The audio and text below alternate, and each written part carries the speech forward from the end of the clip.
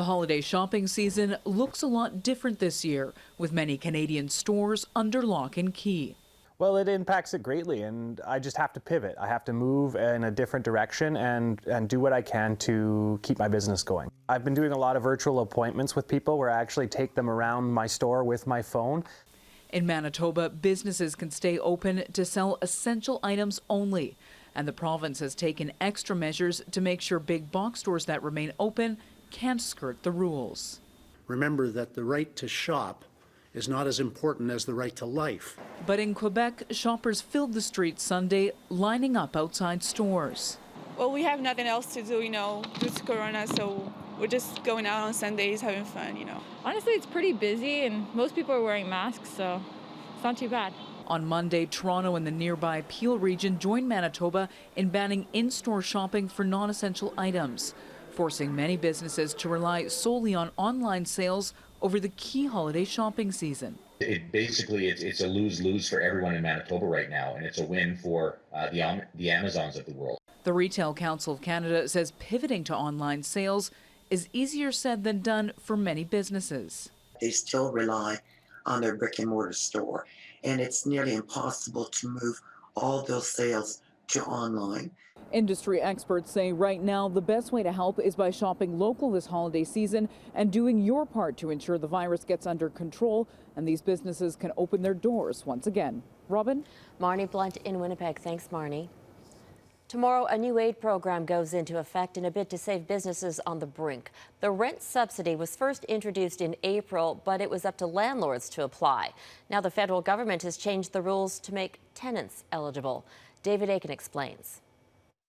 The federal government has left lockdown decisions up to local health officials, while promising to be the financial backstop for those affected by lockdown decisions. The federal government will be there, as we have since the beginning, to support those communities, those individuals, those small businesses. And to that end, Ottawa has a new program to help businesses, charities, and nonprofits pay the rent. Applications open Monday. Finally, 8 months into the pandemic, Canada finally has a decent rent support program. The new Canada Emergency Rent Subsidy is aimed at providing rent and mortgage interest relief directly to commercial tenants and property owners.